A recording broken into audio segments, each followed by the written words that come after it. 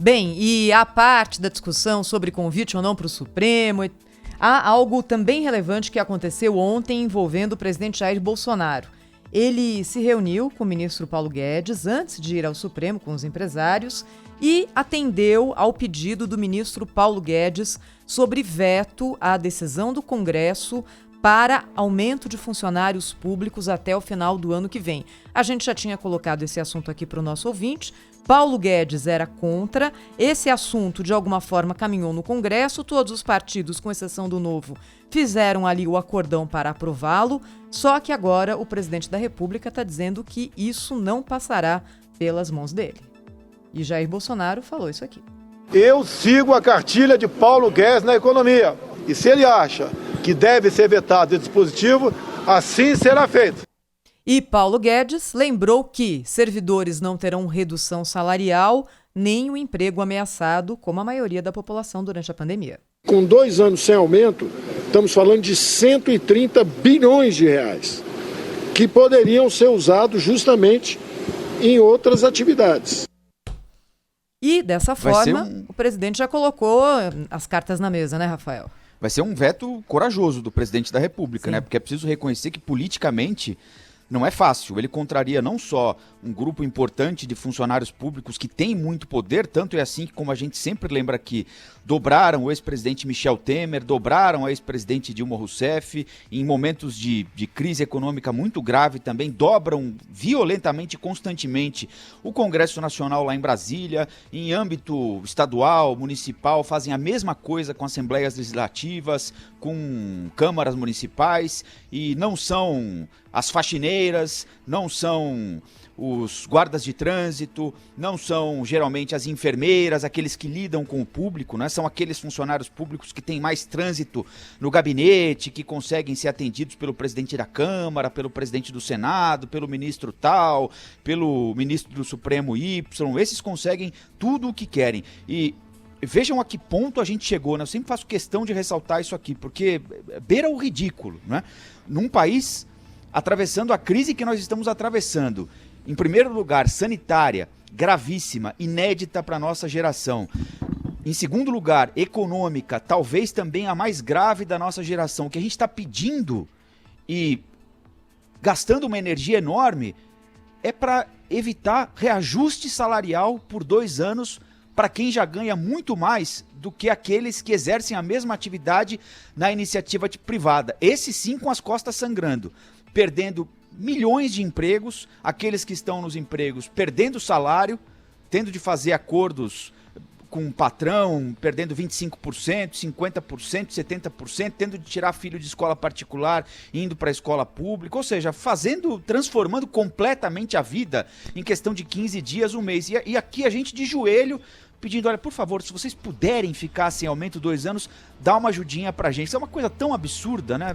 Mas o presidente não precisa ir longe, Rafael. Vai ser corajoso se fizer isso. Não precisa ir longe. Veja a decisão de ontem do Tribunal de Justiça a respeito dos comissionados da Assembleia Legislativa de São Paulo. Derrubou a decisão que tinha sido tomada na Assembleia. Não vai ter cortes de salários. Quer dizer, é só mesmo para a iniciativa privada. Porque o desembargador pensa o seguinte, né? Hoje o deles, amanhã o meu, né?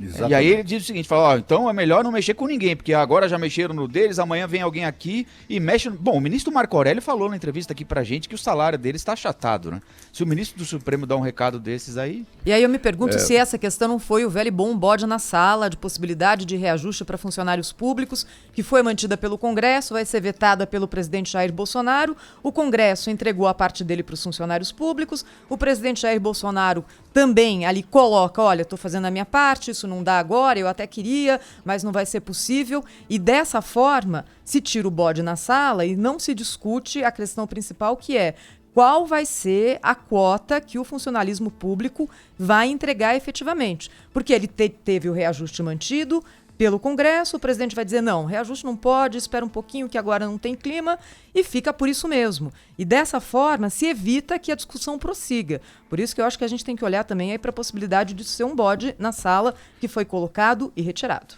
A ideia mesmo é o setor público não dar nenhum tipo de mínimo que seja, nenhuma colaboração, nenhuma contribuição, muito menos sacrifício, né? Neste momento de crise. O presidente vai vetar, com toda certeza, assim como o Congresso Nacional vai derrubar o veto.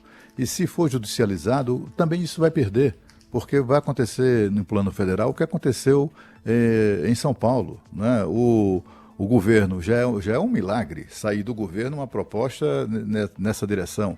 E saiu de quem? Saiu do Paulo Guedes, que é alguém do setor privado que está momentaneamente no setor público.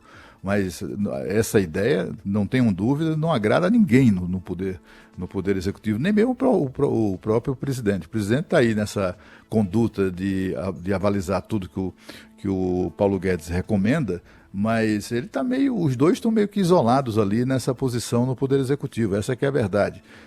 E aí isso vai para o Congresso, né, piora, eles conseguem piorar. É interessante, com qualquer decisão de caráter geral envolvendo servidores públicos, tem uma categoria que sempre dá um jeitinho de se colocar na exceção, sempre dá um jeitinho de se beneficiar de algum penduricalho, que são os seguranças da Câmara e do Senado. Não sei se vocês percebem ou perceberam. Eles são exceção em tudo, né, Cláudio? Em tudo. Incrível, tudo. Né? Devem ser muito relevantes. E por que isso, né? Porque esses caras são os que dirigem as viaturas lá, os carrões oficiais do presidente da Câmara e do Senado. São eles que fazem a segurança armada, todos eles andam com arma na cintura, fazendo segurança de suas excelências. E aí, na hora H, eles chegam junto lá do Rodrigo Maia: deputado, o senhor poderia nos colocar na exceção? Ele faz na hora. Essa relação aí entre seguranças armados do que chamam lá de polícia legislativa, inventaram esse nome para designar os seguranças, né? Seguranças armados beneficiados por medidas, até por alteração, por proposta de emenda constitucional. Isso é tudo muito estranho, né? Bom, mas o fato é que tem isso aí, e no Congresso ninguém deve esperar desse Congresso, porque nós não temos uma classe política que está à altura do Brasil e nem muito menos à altura do momento que nós vivemos, da crise gravíssima que nós vivemos. O que eles estão fazendo, a rigor, é meu pirão primeiro. Olha, vocês aí se estrepem, se virem, porque nós aqui do setor público não vamos pagar o preço dessa crise. E eles não fazem isso nem quando a crise é gerada por eles, provocada por decisões, por malfeitorias, por roubo, né? O Brasil viveu um momento grave no governo do PT, quando eles roubaram com a mão na cabeça para não perder o juízo, quebraram o país também por desacertos de decisões econômicas, mas a crise quem pagou foi novamente o setor público. Eles nem naquela crise, nessas crises, eles contribuem de alguma maneira. Imagina agora que eles podem dizer que não provocaram a crise do coronavírus, né? É escandaloso o que está acontecendo no Brasil neste momento. E o pior, a gente vê um Congresso Nacional que não está à altura do Brasil, nem muito menos o Poder Judiciário. O presidente do Supremo Tribunal Federal, Dias Toffoli, há um mês atrás, pelo menos, ele foi a primeira autoridade a declarar publicamente: não vem que não tem, não haverá redução salarial no Poder Judiciário.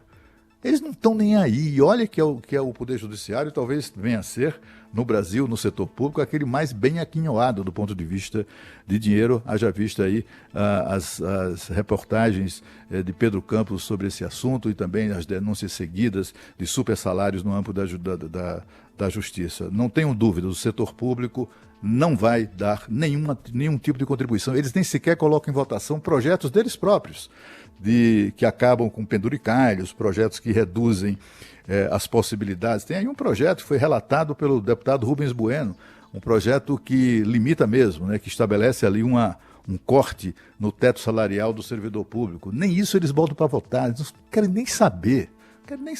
Não quer mexer no deles, não mexam no meu bolso. Essa é a ordem que se segue, sobretudo no Congresso Nacional, de Davi Alcolumbre e Rodrigo Maia. O Rafael Colombo lembrou aqui uma afirmação do ministro Marco Aurélio Mello, que deu uma boa entrevista para nós aqui essa semana, de que os salários dos ministros estão achatados, ou do Supremo está achatado. Bom, como os tribunais de justiça seguem, né, com um percentual menor, os salários do Poder Judiciário Superior, que é o Supremo, então nada a esperar da Justiça. Eu ia cobrar isso aqui do Judiciário Paulista, nessa decisão de não permitir redução no salário dos comissionados da Assembleia. Eu ia cobrar isso. Mas diante dessa afirmação do ministro Marco Aurélio Mello, está mais do que explicado que não vai ter corte nenhum no Judiciário de lugar nenhum.